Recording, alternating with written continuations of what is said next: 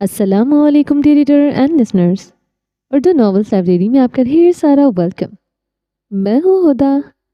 नकाब बायासामा ज़रिया की एपिसोड नंबर 15 लेकर हाजिर हुई हूँ। अगर आपने अभी तक हमारे चैनल को सब्सक्राइब नहीं किया तो जल्दी से अभी सब्सक्राइब कर दें, लाइक एंड शेयर करें और अपनी राय कमेंट बॉक्स में लाजमी दें। तो चलें स्टार्ट करते हैं।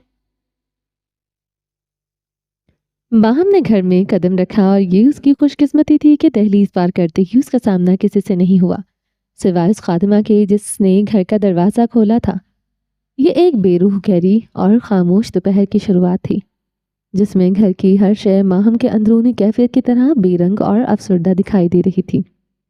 वो सीधे उस कमरे की तरफ बढ़ गई जो पहली मंजिल पर वाक़ था और जिसे आर्जी रिहाइश के लिए उसे दिया गया था। ये कमरा उसके पुराने कमरे से वो कुछ ज़्यादा मुख्तलिफ न था, अलबत्ता उसकी निस्बत थोड़ा ज़्यादा कुशादा था, मगर आज ये कुशादगी भी उसे काटने को दौड़ रही थी। माहम थके हारे कदमों से कमरे के अंदर दाखिल हुई और वो दरवाज़ा बंद करके वहीं उसके साथ टेक लगाकर खड़ी हो गई। उसकी थकन सिर्फ जिस्मानी नहीं थी बल्कि रूह की थी। उसके हाथों से उसका बैग छूटकर कालीन पर गिरा और आहिस्ता आहिस्ता उसका वजूद भी ज़मीन की तरफ छलकता चला गया। वो अब मुकम्मल तौर पर कालीन पर बैठी थी।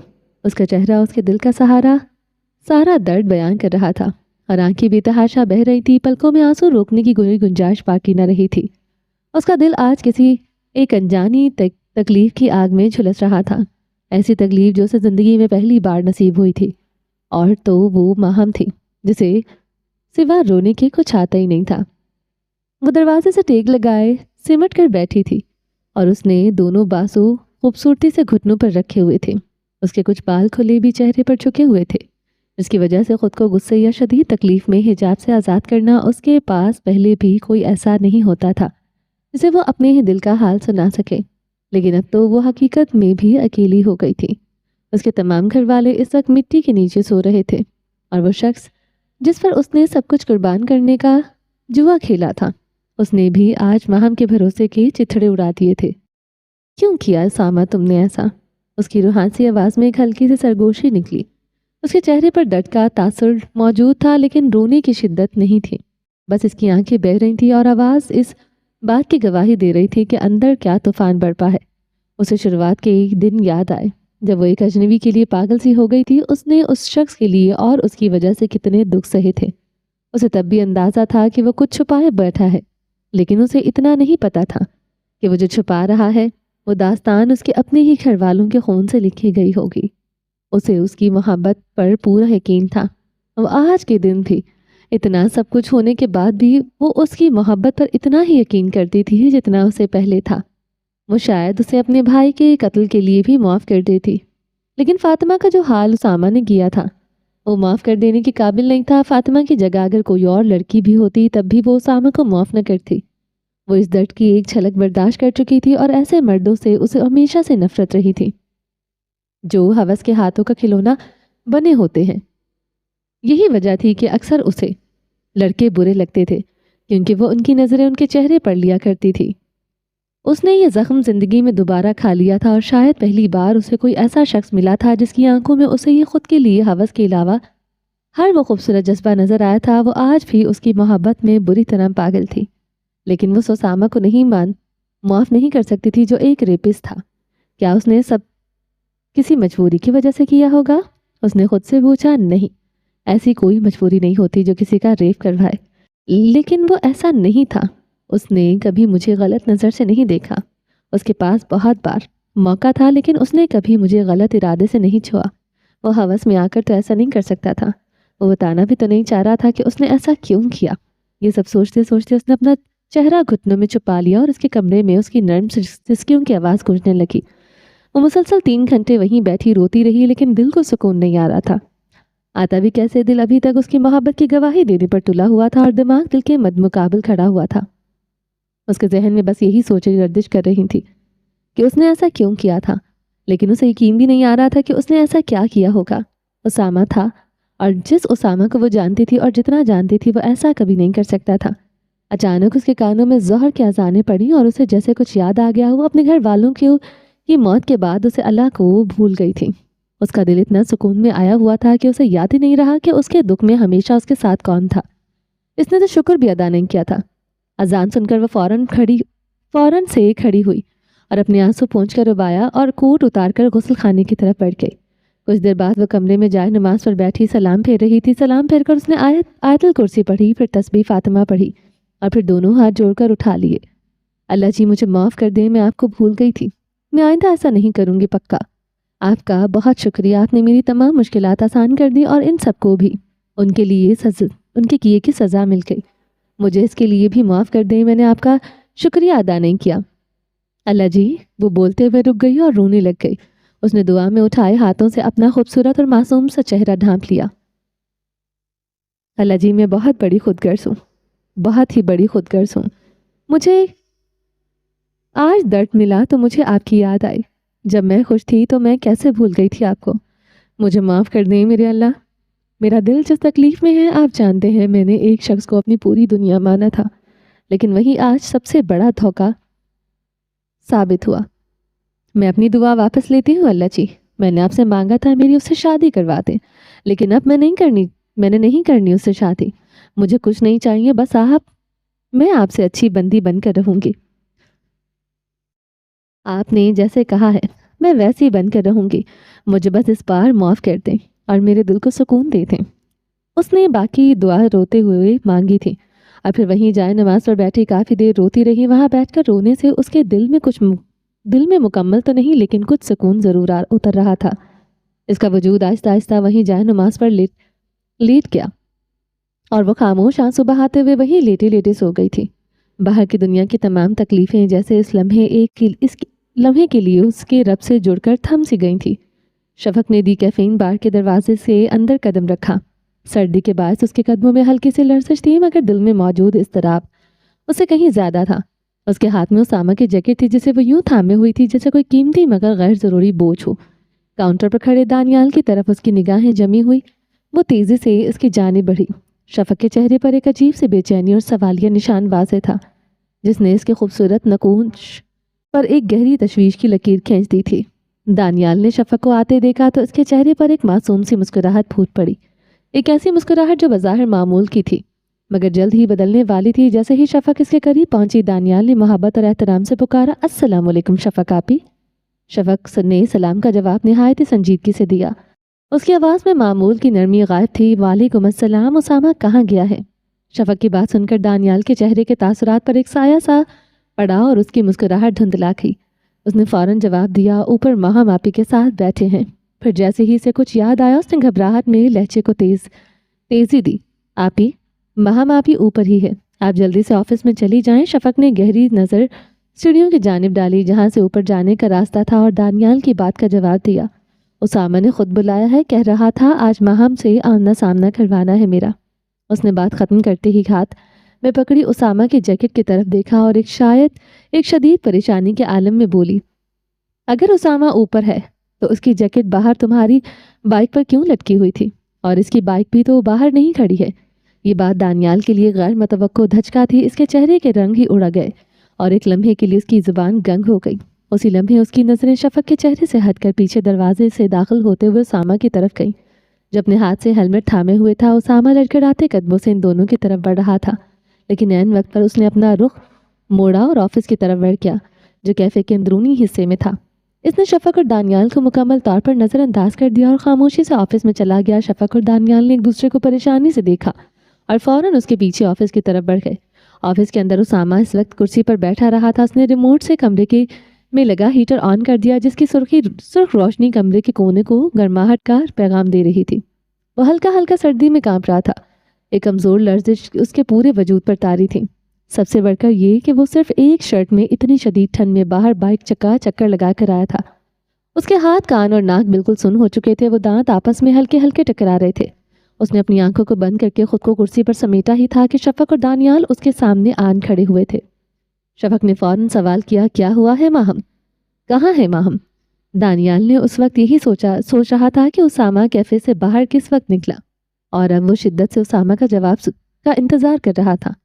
اسامہ نے کوئی جواب نہیں دیا اور کانپتے ہاتھوں سے پین کی جیب سے سگریٹ کی ڈبیاں نکالی۔ اس نے ایک سگریٹ نکال کر ہونٹوں پر رکھا اور چپکے سے سلگایا۔ شفق نے اسامہ کی جیکٹ صوفے پر پھینکی اور اپنے دونوں ہاتھ میز پر رکھ کر تھوڑی زیادہ سنجیدگی سے بولی، اسامہ میں کچھ پوچھ رہی ہوں، اسامہ کے چہرے پر جو کچھ نظر آ رہا تھا اس نے شفق اور دانیال دونوں کو ایک گہری الجھن میں مبتلا کر دیا تھا۔ آج وہ چہرہ دکھی تھا، آنکھوں میں ایک عجیب سی سرخی تھی اور وہاں پر ایک پشیمانی صاف چھلک رہی تھی، جیسے اس نے کوئی بڑا گناہ کر دیا ہو۔ سگریٹ کا ایک لمبا گہرا کش لے کر اس نے دھیرے سے کہا، چلی گئی وہ، شاید ہمیشہ کے لیے۔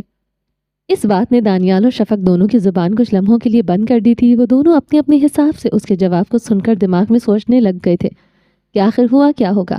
اتنے میں اسامہ دوبارہ بولا، میں نے اسے سب سچ بتایا اور اس نے کہا کہ میں نے اس کا بھروسہ توڑا، اس کا دل بھی توڑا۔ وہ میری شکل دوبارہ نہیں دیکھنا چاہتی، مجھے اسے نہیں بتانا چاہیے تھا۔ پھر اس نے فوراً سگریٹ دوبارہ ہونٹوں پر لگایا اور ایک لمبا گہرا کش کھینچ کر خود کو پرسکون کرنے کی کوشش کی، لیکن ناکام رہا۔ سگریٹ کی نوک سے دھواں کم کم ہی نکل رہا تھا۔ صرف وہی جانتا تھا اس کے ہاتھ کیوں کانپ رہے تھے اور اس کے دل و دماغ میں اس وقت کون سا طوفان برپا تھا۔ مگر بھائی کیوں؟ یہ اتنی بڑی بات تو نہیں تھی جو ماہم آپی نے ایسا کیا۔ دانیال کے لہجے میں ایک معصوم سا دکھ موجود تھا جو اپنے بڑے بھائی کو اس بری حالت میں دیکھ کر آ رہا تھا۔ وہ اسامہ کی محبت کی شدت کو جانتا تھا اور تھوڑا بہت اس چیز سے بھی واقف تھا کہ اگر ماہم آپی ایسا کہہ گئی ہیں تو اسامہ کی اندرونی حالت کیا ہوگی۔ شفق بالکل ہی خاموش تھی اور نظریں جھکا کر کھڑی تھی۔ اسے پورے سچ کا علم تھا۔ وہ کچھ نہ بولی تھی اور نہ ہی وہ دانیال کے سامنے کچھ بول سکتی تھی۔ اس کا دل واقعی نازک تھا اور آج اس نے اسے توڑ دیا تھا۔ اسامہ نے پتہ نہیں دانیال کی بات کا جواب دیا تھا یا خود سے کچھ کہا تھا۔ اس کی نظریں میز پر جمی تھی۔ بھائی وہ غصے میں ہوگی، غصہ ٹھنڈا ہوگا تو وہ سب ٹھیک ہو جائے گا۔ دانیال کو کچھ سمجھ نہیں آیا کہ وہ اسے اور کیا کہے۔ شاید اسامہ اتنا بول کر اٹھا جیسے ہی اس نے 2 قدم بڑھائے اس کے وجود نے ایک لمحے کے لیے اس کا ساتھ چھوڑا اور اگر وہ بروقت میز پر ہاتھ نہ رکھتا تو وہ وہیں گر جاتا۔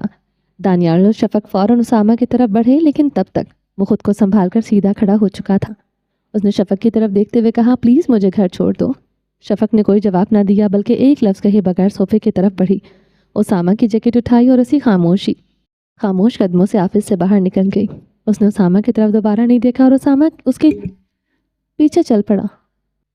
دانیال اسامہ کے ساتھ ساتھ چل رہا تھا، اس ڈر سے کہ کہیں وہ دوبارہ نہ گر جائے۔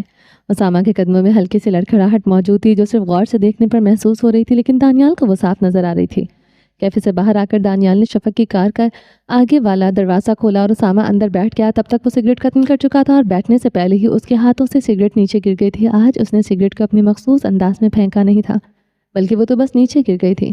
شفق نے ڈرائیونگ سیٹ سنبھالی، اسامہ کی جیکٹ بیک سیٹ پر پھینکی اور کار سٹارٹ کر کے چلا دی۔ کچھ دیر بعد شفق کی کار میں مین روڈ پر تھی۔ شفق تب سے خاموش تھی اور اس کے چہرے پر غصہ چھایا ہوا تھا۔ اسامہ خاموشی سے کانپ رہا تھا اور باہر سڑک کی جانب دیکھ رہا تھا۔ تم نے کہا تھا تم اس کا دل نہیں توڑو گے اور سب سنبھال لو گے اسامہ۔ شفق نے آخر زبان سے کچھ الفاظ نکالے۔ میں نے بہت سوچا تھا لیکن میں اسے دھوکے میں یا کہوں یا قید میں نہیں رکھ سکتا۔ اسامہ کے لہجے میں اب پہلے کی نسبت غیر متوقع سکون تھا۔ اسامہ تم نے کہا تھا تم آخر میں سب ٹھیک کر دو گے، تم نے کہا تھا ماہم کو تکلیف نہیں ہوگی آخر میں۔ اب شفق کا غصہ صاف ظاہر ہو رہا تھا، اس کی آواز بھی بلند ہو گئی تھی۔ شفق میں کہہ رہا ہوں نا تم مجھ سے نہیں ہو سکا ویسا جو میں نے سوچا تھا۔ اسامہ نے ایک لمحے کے لیے شفق کی طرف دیکھا، جھوٹ بول رہی ہو نا تم؟ شفق پھر سے چیخے، تمہیں یقین نہیں ہے مجھ پر؟ اسامہ نے ایک درد بھرے لہجے میں کہا، یقین کیا تھا اسامہ تم پر؟ تم نے کہا تھا ماہم اس سب کی سزا نہیں بھگتے گی، تم نے کہا تھا وہ آخر میں بس خوش ہوگی۔ میں نے تمہیں تب بھی بتایا تھا وہ معصوم سی لڑکی، اس نے پہلے ہی بہت دکھ جھیلے، لیکن تم نے اس کی زندگی میں ایک نئے دکھ کا اضافہ کر دیا۔ شفق کی آواز میں بھی درد اتر آیا تھا، لیکن وہ ماہم کے لیے تھا، اسامہ کے لیے نہیں۔ تم سے زیادہ مجھے اس کی پرواہ ہے۔ اسامہ کی بات ابھی مکمل بھی نہیں ہوئی تھی کہ شفق بیچ میں دوبارہ چیخ کر بولی، پھر سے جھوٹی بکواس کر رہے ہو تم اسامہ۔ بمشکل اپنے آنسو روک پا رہا تھا، لیکن اس نے ہار نہیں مانی اور اپنے آنسوؤں کا بند ٹوٹنے سے بچایا لیا۔ جو مرضی سمجھو تم۔ وہ پھر سے باہر دیکھنے لگا۔ ہاں اب تم یہی کہو گے، سب سمجھ رہی ہوں میں تمہاری اس چال کو۔ میرے سامنے تم دکھی ہونے کا ڈرامہ کر رہے ہو تاکہ میں خود ماہم کے پاس جاؤں اور اسے سب کچھ بتاؤں، لیکن ایک بات یاد رکھنا، میں ایسا کچھ نہیں کرنے والی۔ اگر تمہارا یہ دکھ اصلی بھی ہے تب بھی نہیں۔ شفق سامنے دیکھتے ہوئے رک کر بول رہی تھی۔ اسی وقت اس نے فوراً سے زوردار بریک لگائی کیونکہ سامنے والی گاڑی نے اچانک سے بریک لگائی تھی۔ وہ غصے میں 2-3 گالیاں دے گئی اور پتہ نہیں وہ گالیاں اسامہ کے لیے تھیں یا پھر اس گاڑی والے کے لیے۔ اس نے دوبارہ گیئر بدلا اور گاڑی چل پڑی۔ پھر وہ کچھ دیر بولی، یہ سب سچ ہے نا؟ اسی لیے خاموش بیٹھے ہو؟ بھاڑ میں جاؤ، اسامہ نے سرد اور خالی لہجے میں جواب دیا۔ اسامہ، میں تمہارا سر کھول کر رکھ دوں گی۔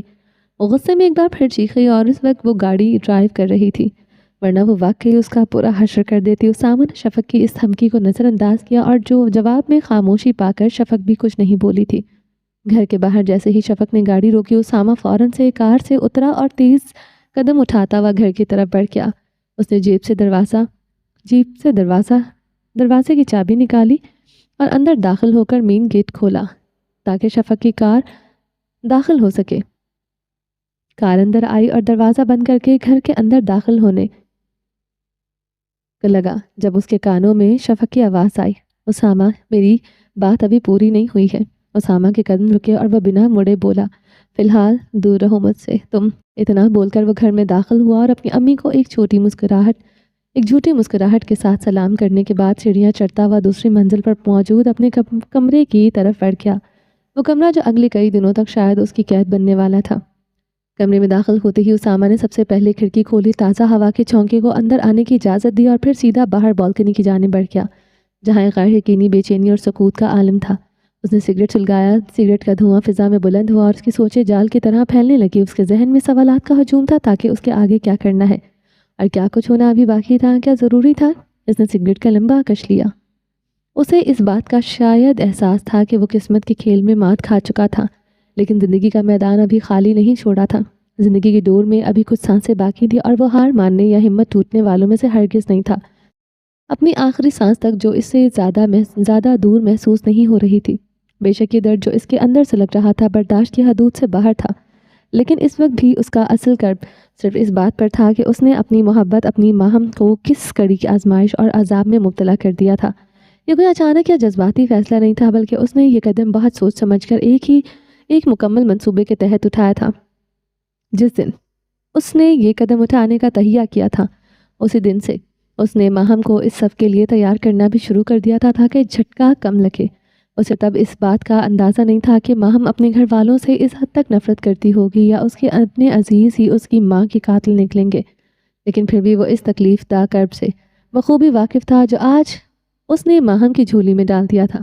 اسے یقین تھا کہ وہ ماہم کو اس قدر مضبوط بنا دے گا کہ وہ اکیلے ہی اس درد کی شدت کو جھیل سکے، وہ اس سے باہر نکل سکے۔ اسے محبت حاصل کرنے سے زیادہ اپنی محبت کا سکون زیادہ عزیز تھا، اور وہ یہ بھی جانتا تھا کہ حقیقی سکون کا احساس شدید کرب اور اذیت کے بغیر مکمل نہیں ہوتا۔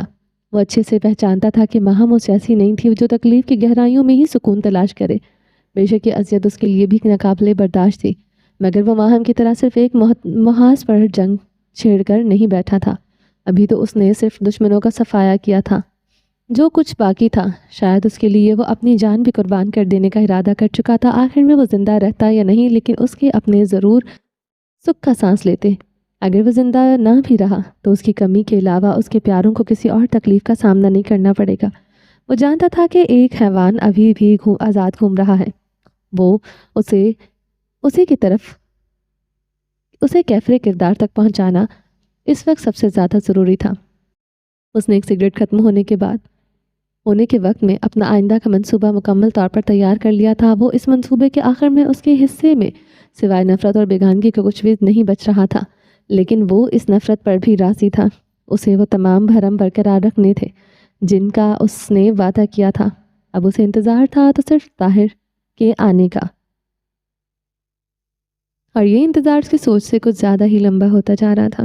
اس نے سگریٹ کے ٹکڑے کو اس قدر زور سے اچھالا کہ اس کے گھر کے لان کے اوپر سے ہوتا ہوا باہر گلی میں جا گرا۔ حالانکہ اس کی امی بھی جانتی تھیں کہ وہ سگریٹ پیتا ہے، لیکن وہ ان کے سامنے سگریٹ پی کر یا کوئی نشان چھوڑ کر نہیں اس تکلیف کی یاد نہیں دلانا چاہتا تھا کہ ان کا لاڈلا بیٹا سگریٹ پیتا ہے۔ وہ جو ہمیشہ دوسروں کی خاطر جیتا آیا تھا، آج اس نے خود غرض ہونے کا فیصلہ کر لیا تھا، لیکن اس خود غرضی کی قیمت اسے اندازہ تو تھا کہ وہ بھاری قیمت چکانے والا ہے، لیکن اس کا نصیب ہمیشہ کی طرح اسے دھوکہ دینے والا تھا، اور اس بار یہ دھوکہ اس کے حق میں ہوگا یا اس کے خلاف۔ ہمیشہ کی طرح وہ اس بات سے بالکل بے خبر تھا۔ ماہم کی آنکھ عصر کی اذان کی پرسکون آواز سے کھلی تھی۔ وہ تب تک اس کے وجود اور دل کی تمام تکالیف جیسے اٹھا لی گئی تھی۔ اس نے شاید ہی کبھی زندگی میں خود کو اتنا پرسکون اور ہلکا پھلکا محسوس کیا ہوگا۔ اس کے دماغ میں وہ سب کچھ محفوظ تھا جو آج زندگی نے اسے دکھایا تھا، لیکن اس سب کی تلخ تکالیف اچانک سے کہیں غائب ہو چکی تھی۔ اس نے وہ غلطی دوبارہ نہیں دہرائی جو وہ پہلے کر چکی تھی۔ اس نے ناشکری نہیں کی، بلکہ اس غیر متوقع تحفے کے لیے اس نے اٹھ کر وہی جائے نماز پر بیٹھے بیٹھے اللہ کا شکر ادا کیا۔ وہ دوبارہ باوضو ہو کر عصر کی نماز ادا کی اور ایک حقیقی مسکراہٹ چہرے پر سجائے کمرے سے باہر نکل گئی۔ رات کا کھانا کھانے کے بعد ہی وہ واپس اپنے کمرے میں آئی۔ کمرے میں داخل ہوتے ہی اس کے چہرے پر سجی پرسکون مسکراہٹ دھیرے دھیرے اڑ گئی۔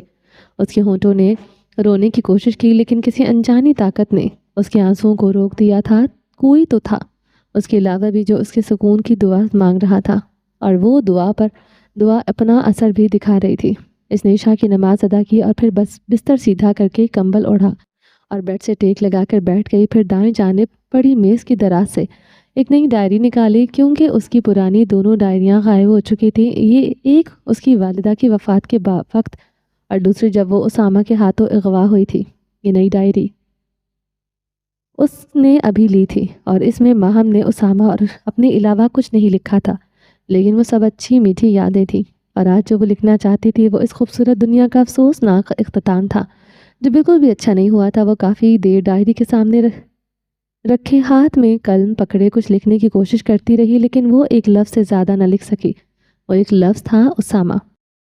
رات کافی ہو چکی تھی، لیکن اسامہ نے اپنے کمرے سے باہر آنے کی زحمت نہیں کی تھی۔ شاید آج اس کی نماز بھی چھوڑ دی تھی، اور اگر پڑھی بھی تھی تو اپنے کمرے میں ہی۔ اس کی امی نے 2 دفعہ شفق کو اسامہ کے پاس بھیجا، لیکن وہ دروازے سے ہی واپس مڑ گئے۔ وہ واپس جا کر جھوٹ بول دیا کر کہ وہ کسی کام میں مصروف ہے۔ آخرکار کھانے کا وقت ہو گیا اور اب اس کی امی خود اس کے کمرے میں آئی۔ اتفاق سے وہ اسے وقت لیپ ٹاپ کھولے ہی بیٹھا تھا۔ ان کے کمرے میں آتے ہی اس نے لیپ ٹاپ سامنے میز پر رکھا اور صوفے سے کھڑا ہو کر اپنی امی کی طرف بڑھا، چہرے پر ہلکی سی مسکراہٹ سجائے۔ وہ جیسے ہی ان کے قریب پہنچا اور اپنا چہرہ جھکایا تو انہوں نے ہلکا سا تھپڑ اس کے گال پر مارا۔ وہ سمجھ گیا تھا کہ یہ تھپڑ اسے کس قصور کی پاداش میں ملا ہے، لیکن اس نے فوراً موضوع بدلا اور پوچھا، کھانا بن گیا امی؟ اس کے وجود سے سگریٹ کی بو آ رہی تھی جو اس کی امی نے محسوس کر لی تھی، جس کی وجہ سے اسے پیار بھرا تھپڑ نصیب ہوا تھا۔ شفق بتا کر نہیں گئی تجھے؟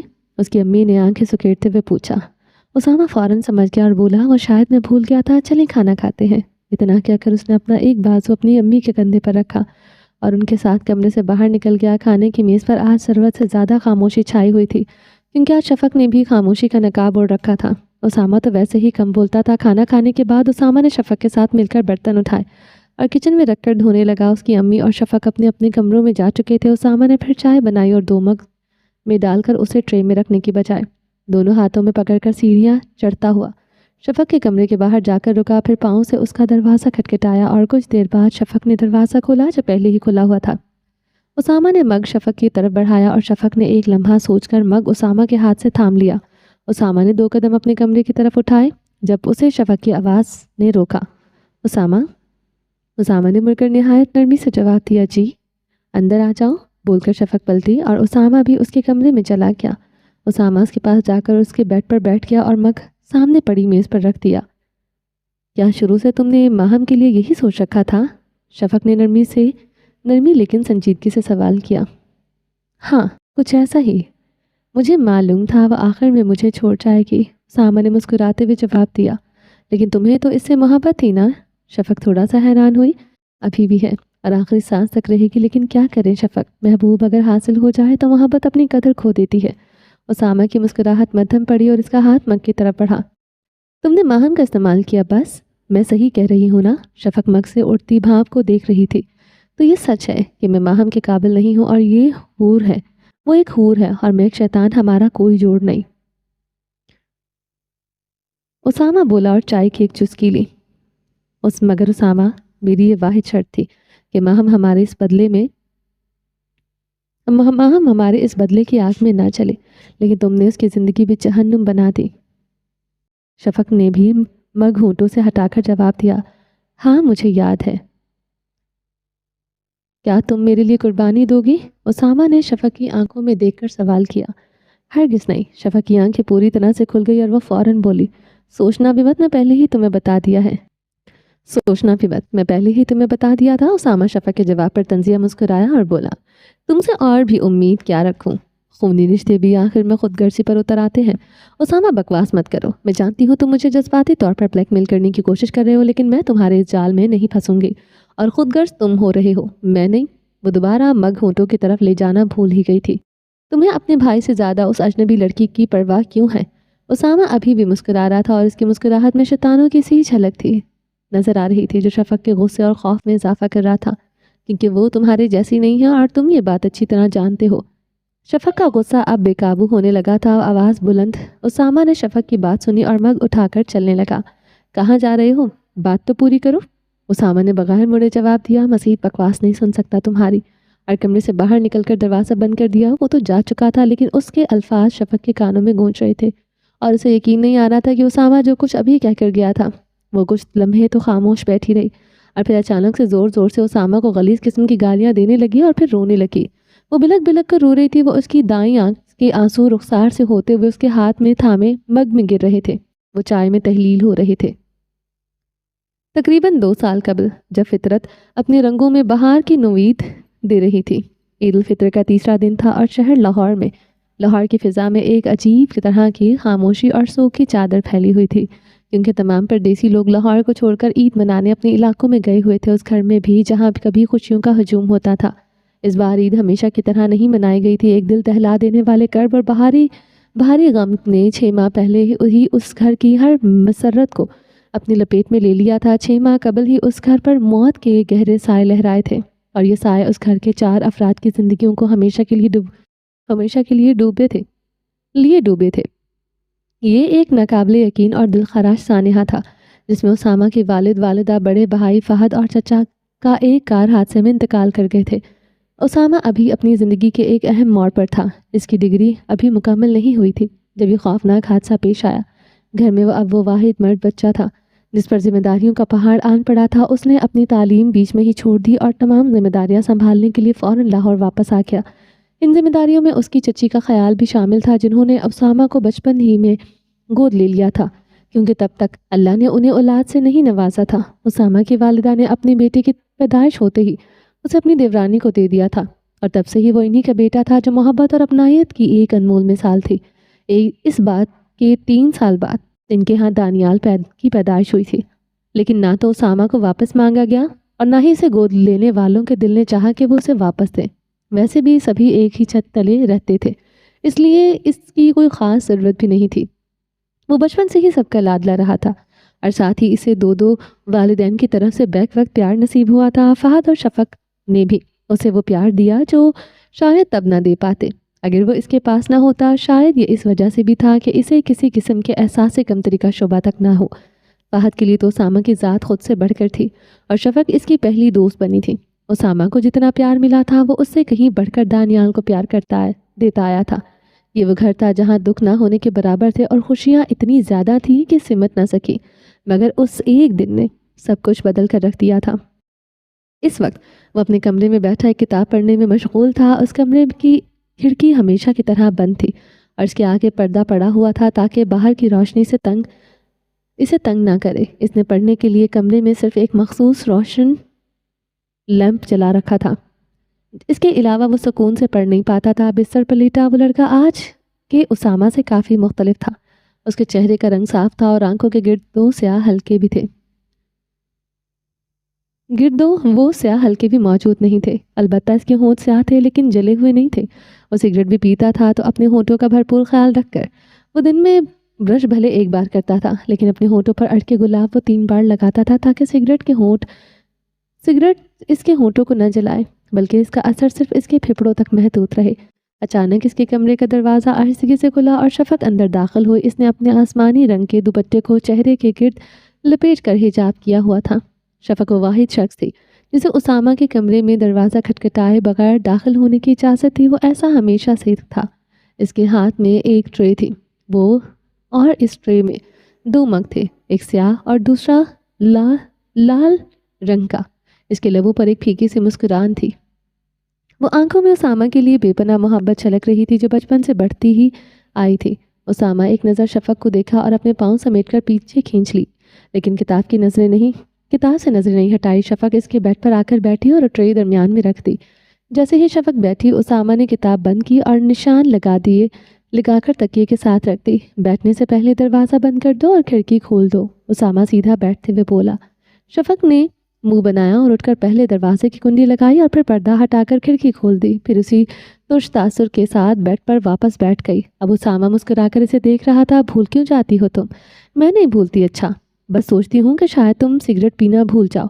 शफक ने हल्की सी नाराज़गी के साथ अल्फाज अदा किए। ये कमीनी नहीं भूलती मुझे, मेरी इकलौती जान है। उसामा ने जेब से सिगरेट की डिब्बी निकाली। जान नहीं, जानलेवा कहो, और 2 गालियाँ मेरी तरफ से भी दो इस मनहूस कुत्ती को। शफक का लहजा थोड़ा सा संजीदा था। अरे बुरा मान जाएगी। उसामा ने अपनी मुस्कुराहट में हल्की सी शैतानियत उतारी। भाड़ में जाए। शफक मुंह बनाकर बैठ गई। ये मेरा डायलॉग है वैसे, उसामा ने इसे मजीद छेड़ा। तुम भी भाड़ में जाओ। शफक ने मुंह दूसरी तरफ कर लिया। फिलहाल तो मैं किसी और को भाड़ में भेजने का मंसूबा बना रहा हूँ। उसामा अचानक से संजीदा हो गया। शफक ने उसके लहजे की संजीदगी महसूस की और एक लम्हा सोचकर उसकी ज़ूमाइनी बात भी समझ गई। कब? वो फौरन बोली। उसामा के जहन में वो सारा मंसूबा चलने लगा जो उसने पिछले 3 महीनों में बनाया था। वो 3 महीनों से एक शख्स पर सिर्फ नज़र रखे हुए था और उसामा के जहन में उस शख्स की ज़िंदगी की छोटी छोटी बारीकियां भी महफूज हो चुकी थी। कुछ काम बाकी हैं अभी इसके बाद, और महम की तस्वीर मिली या नहीं? नहीं, ना उसका ना कोई सोशल अकाउंट है और ना ही मेरे पास इसकी कोई तस्वीर मौजूद है। शफक बेबसी से बोली। वो नकाब उतारती ही नहीं है। पता नहीं क्यों। मैं इसकी यूनिवर्सिटी में भी 2 बार गया हूँ, लेकिन वो कैंटीन पर भी नहीं आती। ना ही इसके कोई दोस्त है। वहाँ बस सारा दिन क्लास में रहती है और वहाँ भी मोहतरमा का नकाब नहीं उतरता। उसामा ने चाय का मग एक हाथ में पकड़ा और दूसरे हाथ में सिगरेट सुलग रही थी। इसका धुआं पंखे की हल्की सी हवा से कमरे की फिजा में गायब हो रहा था। शायद वो वाहिद है इस घर में जो अल्लाह से डरती है, और वो बाकियों जैसी नहीं है। वो वाकई में बहुत मासूम सी है, और जितना मैंने देखा है मजलूम भी है। इसकी आंखें अजीब साहिब दर्द बयान करती हैं। शफक खोई हुई बोली। मैं बस एक बार इसका चेहरा देखना चाहता हूँ, लेकिन फिलहाल दिमाग उलझा हुआ है। कोई तरीका समझ नहीं आ रहा और मैं नज़रों में भी नहीं आना चाहता। उसामा ने चाय की चुस्की ली और फिर एक गहरा कश खींचा और धुआं फिजा में छोड़ दिया। शफक उसकी सिगरेट के धुएं की आदी हो चुकी थी, इसलिए वो ज़्यादा तंग भी नहीं होती थी और उसामा से वो तंग हो भी नहीं सकती थी। तुम उस लड़की को कुछ नहीं कहोगे, याद है ना? हाँ मुझे याद है। उसामा ने भी चेहरे पर नकाब ओढ़ लिया। कुछ पल की खामोशी चुस्कियों के बाद शफक को कहीं खोई हुई थी। उसे एहसास ही न हुआ कि उसकी आंखें नम हो चुकी हैं। इन सोचों से बाहर आई और फिक्रमंदी से बोली। उसामा, अगर तुम्हें कुछ हो गया, तुम्हें अपनी दुआओं पर यकीन है ना? उसामा उसकी आंखें देख रहा था, लेकिन वो उसे तसल्ली नहीं दे रहा था क्योंकि इसे तसल्लियां देना नहीं आता। हाँ मुझे पूरा यकीन है, लेकिन शफक की बात अधूरी ही रह गई है। जब उसामा ने शफक की बात काटी और बोला, फिर मुझे कुछ नहीं होगा, बेफिक्र रहो। वो मुस्कुरा रहा था और इसकी मुस्कुराहट कुछ करने से पहले ही जीते हुए खिलाड़ी जैसी थी। शफक इसके होंठों की तरफ बहुत गौर से देख रही थी क्योंकि वो उसकी मुस्कान से बचपन से ही वाकिफ थी, और इसे देखकर शफक के रोंगटे खड़े हो गए थे। वो बेख्तियार मुस्कुरा पड़ी क्योंकि इसे अंदाज़ा हो गया था कि इस बार भी उसामा पकड़ा नहीं जाएगा। वो कभी नहीं पकड़ा जाता और ये चीज़ इसके बचपन से चलती आ रही थी, फिर चाहे वो शरारत हो या मुस्तकबिल में इसके हाथों होने वाला कत्ल। जब उसामा के जहन में इंतकाम का यह खाका मुकम्मल हो चुका था तो अब सवाल ये था कि इस मंसूबे को अमली जामा कैसे पहनाया जाए। एक ऐसा मंसूबा जिसमें वो खुद भी हर किस्म की नजरों से ओझल हो रहे और अपनों की मुकम्मल हिफाजत भी यकीनी बना सके। जमात और इसकी साथियों को मारना उसामा के लिए कोई मुश्किल काम नहीं था। वो पलक झपकते ही ये काम कर सकता था, लेकिन वो इस बार कोई भी गलती करना अफोर्ड नहीं कर सकता था क्योंकि उसके बाद उसके घर वालों को संभालने वाला कोई नहीं रहता था। वो लोग जो पहले ही अपने प्यारों की मौत के सदमे से बुरी तरह टूट चुके थे। उसामा अपनी किसी भी जल्दबाजी की वजह से इन्हें किसी और नई अजियत में मुब्तला नहीं करना चाहता था। उसके ज़ख्म अभी ताज़ा थे और वो नहीं चाहता था कि उसके किसी गलत कदम की वजह से उन ज़ख्मों पर मज़ीद नमकपाशी हो।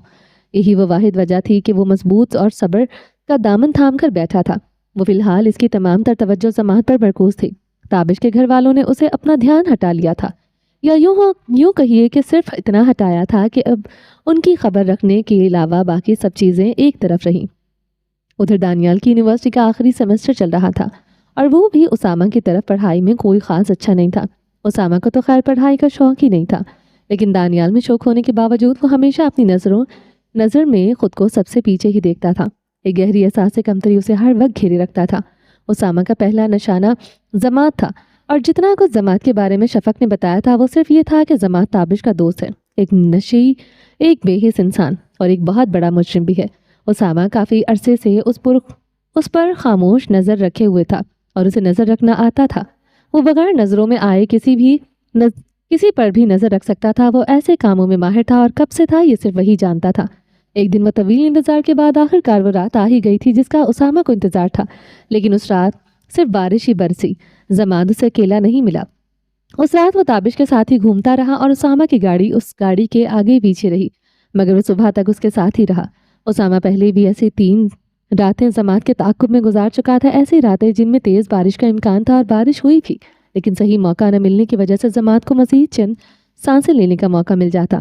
اس کے دماغ میں زماد سے چھٹکارا حاصل کرنے کے اور بھی کئی طریقے تھے، لیکن وہ اس دفعہ بالکل بھی کوئی ثبوت چھوڑنے کے حق میں نہیں تھا۔ اگر یہ سب کچھ نہ ہوا ہوتا تو اسامہ کی جان بوجھ کر ثبوت چھوڑتا، پھر کہیں بیٹھ کر تفتیش کرنے والوں کو گمراہ ہوتے دیکھتا۔ زماد پر 5 مہینے مسلسل کڑی نظر رکھنے کے بعد اسامہ کو اتنا اندازہ ہو گیا تھا کہ وہ کوئی عام مجرم نہیں تھا۔ وہ ایک پولیس انسپیکٹر اور ایک سب انسپیکٹر کو کچھ خاص قسم کے جرائم کے لیے استعمال کرتا تھا، اور وہ ایسا کیوں تھا اسامہ کی وجہ سے فی الحال انجان تھا۔ وہ قتل کرواتا تو پیچیدہ طریقوں سے اغوا کرواتا تو گمراہ کر کے وہ کوئی واضح مقصد نہیں نظر آ رہا تھا۔ پیسہ وہ صرف رشوت کا کھا رہا ہے، اس سے زیادہ کچھ نہیں۔ پھر زماد یہ سب کیوں کر رہا تھا؟ اسامہ کو اس بات کا بھی اندازہ ہو گیا تھا کہ زماد ذہانت کا کھلاڑی تو ضرور ہے، لیکن وہ خود اپنے ہاتھ سے جرم کم ہی کرتا تھا۔ ہاتھ وہ کسی اور کے گندے کرواتا اور دونوں بھی بڑے سکون سے اس کی مکاری کا شکار ہو جاتے۔ انہیں لگتا کہ وہ سب اپنی مرضی کر رہے ہیں، لیکن اس بات کا احساس اسامہ کو ہو چکا تھا، اور یہ احساس اسے ہونا بھی لازمی تھا، تاکہ تابش اور جمال جو کچھ بھی کر رہے ہیں انہیں لگتا ہے کہ وہ اپنی مرضی اور خوشی سے کر رہے ہیں، لیکن اصل میں زماد ان سے یہ سب کروا رہا تھا بغیر انہیں احساس ہوئے کہ وہ اس کے ہاتھوں کے کھلونے بن چکے ہیں۔ اسامہ تبھی سمجھ گیا تھا کہ اس شخص کے ساتھ ذہنی کھیل کھیلنے میں خطرہ زیادہ ہے، تو اس نے فیصلہ کیا تھا کہ زماد کو ایک ہی وار میں ختم کرے گا، تاکہ اسے اپنے شیطانی ذہن کا استعمال کرنے کا وقت نہیں ملے۔ اس واقعے کے 6 ماہ بعد اسامہ کو ایک رات ایسی نصیب ہو گئی جب زماد اسے اکیلا میسر ہو گیا، وہ بھی اپنے ہی گھر میں۔ جب اسامہ نے دیکھا کہ وہ مکمل نشے کی حالت میں ہے تو وہ ایک بار اپنی قسمت پر مسکرایا اور دل ہی دل میں شکر ادا کرنے لگا۔ کرنے کے بعد زماد کو اسی گھر میں گھس کر موت کے قریب پہنچا دیا۔ پھر اس کا نڈھال وجود اپنے ساتھ اپنے پرانے گھر لے گیا۔ بارش ابھی بھی زور شور سے برس رہی تھی جب اندھیرے میں ڈوبی گلی میں اسامہ کی کار گیٹ کے سامنے آ کر رکی۔ شفق کو کال کرنے پر دروازہ کھل گیا تھا اور اسامہ کا گھر کے اندر لے گیا تھا۔ اس نے زیادہ دیر نہیں کی اور زماد کو ڈگی سے نکال کر فوراً گھر کے ایک کمرے میں لے گیا شفق کی مدد سے۔ وہاں شفق نے موبائل کی ٹارچ میں زماد کے زخم کا سرسری سا معائنہ کیا اور اسامہ سے کہا، روشنی کم ہے، کچھ سمجھ نہیں آ رہا۔ وہ ویسے بھی ابھی ہاؤس جاب کر رہی تھی، اس کا تجربہ ابھی اتنا نہیں تھا، وہ سرجن بھی نہیں تھی۔ اسامہ نے زماد کی بے جان سے وجود کو گھسیٹ کر کمرے کے دروازے کے سامنے زمین پر کیا، پھر باہر جا کر کار سٹارٹ کی اور اس کی ہیڈ لائٹس آن کر دیں، جس سے کمرے میں کافی روشنی ہو گئی تھی۔ شفق نے دوبارہ زماد کے زخم کو دیکھا جو اسے کچھ دیر پہلے اسامہ نے اپنے سیاہ خنجر سے دیا تھا۔ وہ اسی لیے لمحے زماد پر بے ہوشی والی سپرے بھی کر دی تھی تاکہ نہ وہ درد سے چیخے اور فوراً بے ہوش بھی ہو جائے۔ اسامہ موبائل کی ٹارچ آن کیے شفق کے سامنے بیٹھا تھا، اور جب شفق کو اندازہ ہو گیا کہ اسامہ نے صحیح جگہ وار کیا ہے، جہاں شفق نے سمجھایا، تو اس کے چہرے پر اسامہ کو دیکھ کر ایک تعریفی مسکان ابھری۔ اسامہ نے سر چہرے سے اس کی مسکان کو نظر انداز کیا اور بولا، جلدی کرو، اسے فی الحال مرنا نہیں ہے، بے فکر رہو، یہاں سے خون کم بہتا ہے اور اب اس کی ایک ٹانگ 2 سے 3 مہینوں کے لیے اپنا وزن نہیں اٹھا پائے گی۔ شفق ساتھ رکھے بیگ سے میڈیکل کا سامان نکالتے ہوئے وہ بولی، جو پہلے ہی لے آئی تھی، بس کافی ہے، اتنا باقی کام میں خود کر لوں گا۔ اسامہ نے سنجیدگی سے جواب دیا اور غور سے شفق کو زماد کا علاج کرتے دیکھنے لگا۔ شفق نے پہلے اس کے زخم کی گہرائی چیک کی، پھر اس کے زخم کی باریکی سے صفائی کرنے کے بعد ٹانکے لگا دیے اور تھوڑی سی جگہ باقی چھوڑ دی تاکہ انفیکشن نہ ہو، اور اگر ہو تو پتہ چل جائے۔ شفق کے ہاتھ 2 دفعہ کانپے ایسا کرتے ہوئے، لیکن اسامہ نے فوراً اس کے کندھے پر ہاتھ رکھا اور شفق کو حوصلہ دیا۔ پھر وہ دونوں پرسکون ہو کر وہیں فرش پر بیٹھ گئے۔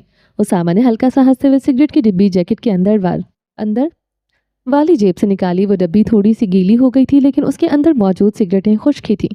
اسامہ نے سگریٹ سلگائی اور ساتھ ہی اس کے چہرے کی سرد مہری کی جگہ طمانینت اور سکون نے لے لیا۔ کیا یہ زخم دینا ضروری تھا؟ ویسے ہی بے ہوش نہیں کر سکتے، شفق نے اپنی سانسیں سنبھالتے ہوئے اسامہ سے پوچھا تھا۔ ہاں، اس زخم کو میں اس سب سے بھیانک اذیت بناؤں گا انشاءاللہ۔ اسامہ نے آنکھیں بند کر کے جواب دیا اور ہونٹوں سے کمرے میں سگریٹ کا دھواں چھوڑا۔ وہ کچھ دیر بیٹھے اسی بارے میں باتیں کر رہے تھے۔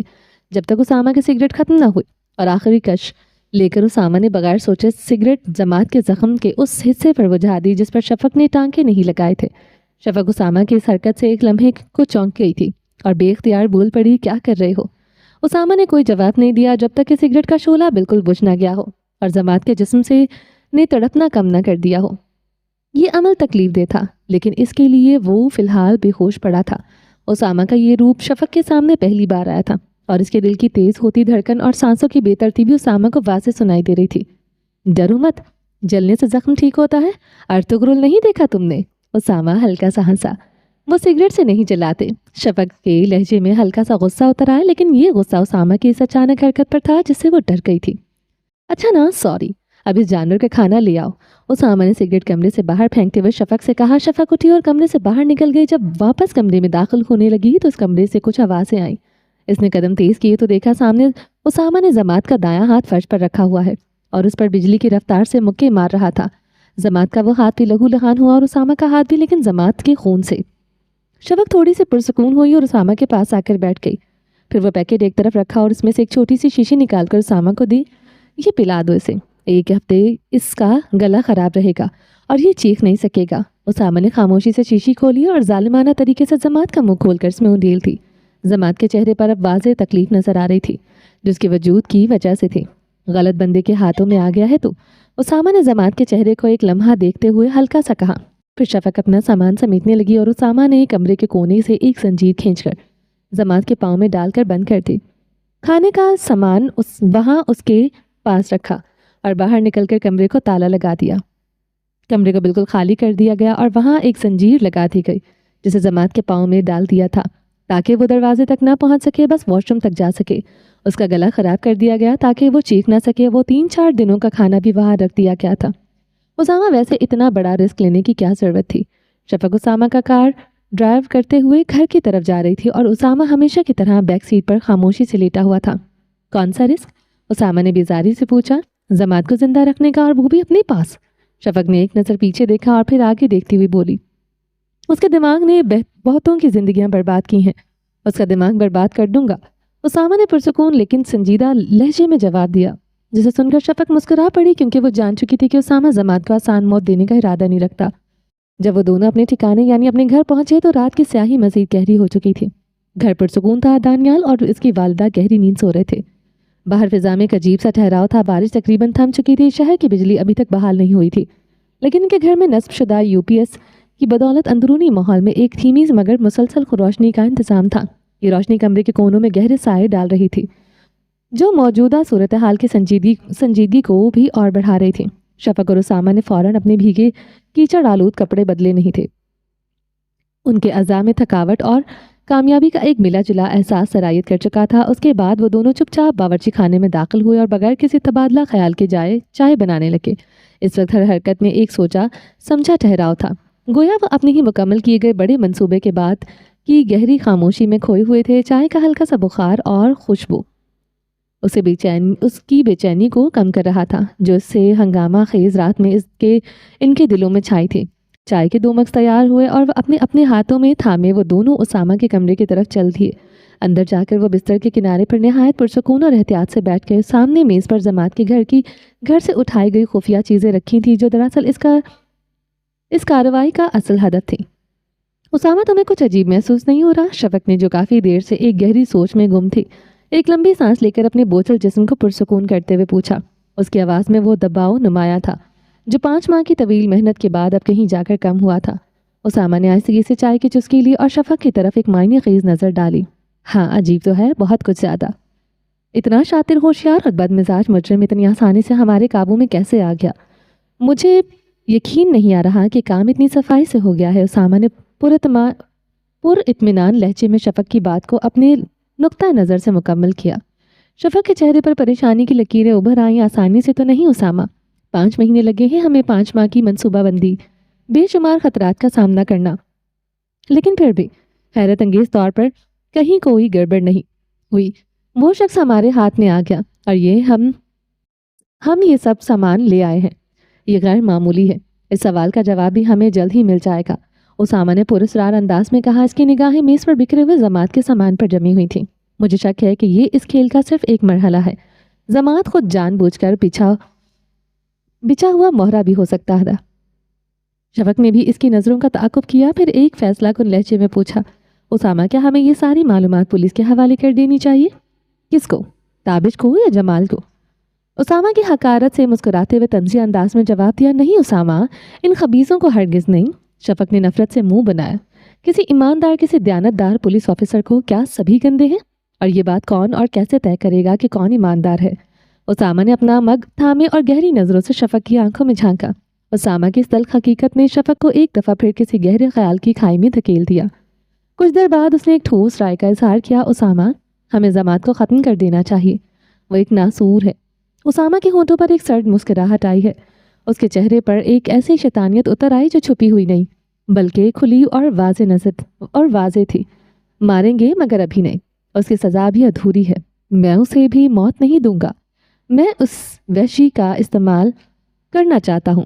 بس یہ دیکھنا ہے کہ اسے ڈھونڈنے والے کس حد تک جاتے ہیں. تابش اور جمال. شفق پہلے ہی سمجھ چکی تھی کہ وہ کس کا ذکر کر رہا ہے، مگر پھر بھی تصدیق چاہی. نہیں صرف تابش. اسامہ نے دوبارہ چائے کی چسکی لی اور آنکھیں سکیڑ لی. جمال کا شاید ان کے ساتھ کچھ مسئلہ ہو گیا ہے. کافی عرصے سے وہ سیدھا ملوث نہیں ہو رہا تھا. شاید ضماد نے اسے کسی دوسرے بڑے کام پر لگا رکھا ہے. اسامہ، آخر تمہارے دماغ میں چل کیا رہا ہے؟ مجھے بھی تو کچھ بتاؤ. شفق آج کی رات تیسری بار یہ بات پوچھ چکی تھی. اس کی بے چینی اب انتہا کو پہنچ چکی تھی. اسامہ نے چائے کا خالی مگ میز پر رکھا اور سامنے جھکا.